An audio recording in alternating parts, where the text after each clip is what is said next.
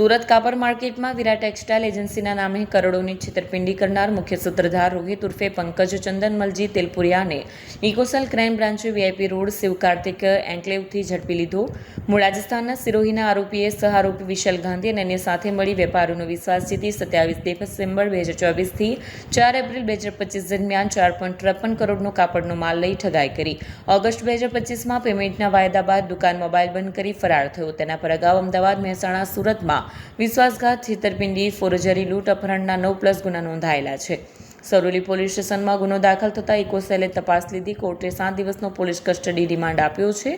માલની વેચાણી અને અન્ય આરોપીઓ વિશે સઘન પૂછપરછ ચાલુ છે.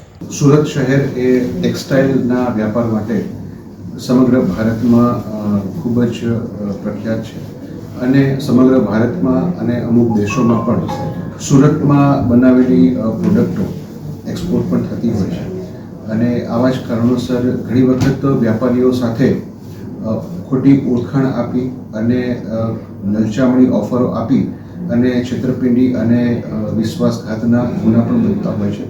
એવા જ એક કિસ્સામાં હાલના ફરિયાદીશ્રી સાથે આરોપી રોહિત તેલપુરિયાએ કુલ 4.53 કરોડની વિશ્વાસઘાત આપી અને ટેક્સટાઇલનો માલ લઈ અને છેતરપિંડી કરેલ.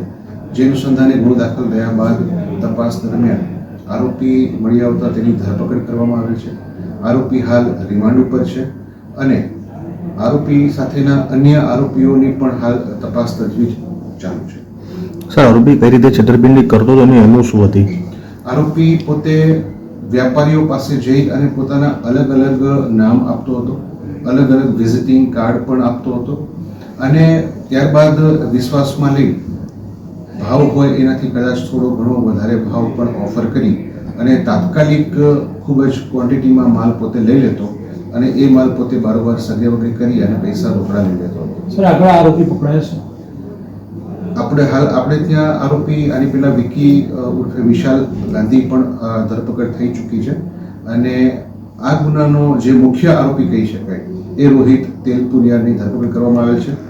હાલના આરોપી વિરુદ્ધ આના સિવાય કુલ 9 ગુના દાખલ થયેલા છે અને એ 9 ગુનાઓ અમદાવાદ, મહેસાણા અને સુરત આ 3 જગ્યાએ દાખલ થયેલા છે અને સુરતના મેક્સિમમ, અમદાવાદના, મહેસાણાના બધા જ ગુનાઓ આ જ મોડસ ઓપરેન્ડીથી ચીટિંગ કરવાના ગુનાઓ નોંધાયેલા છે. સર, આરોપી માલ લેતો હતો, કોને આપતો હતો અને કઈ પ્રકારે આખું ચાલતું હતું આ કામકાજ? આરોપી પોતે માલ અલગ ઓળખાણ આપી ખોટું નામ ધારણ કરી અને અન્ય વ્યક્તિના નામે જીએસટી રજિસ્ટ્રેશન જે ફોર્મ હોય એ ફોર્મ ઉપર પોતે માલ મેળવી લેતો હતો અને ત્યારબાદ રજિસ્ટ્રેશનમાં જે એડ્રેસ બતાવ્યું હોય એ સિવાયના અન્ય એડ્રેસ ઉપર પોતે માલ મંગાવી અને ત્યાંથી પોતે બારોબાર માલ મેળવી લેતો હતો. સર, સુરતમાં કેટલા વેપારીઓ સાથે ઠગાઈ કરી છે અને હાલ જે અમારી પાસે જે ફરિયાદ છે એ ફરિયાદ મુજબ કુલ ફરિયાદી તથા અન્ય 3 સાહેબો સાથે એને છેતરપિંડી, વિશ્વાસઘાત કરેલો છે.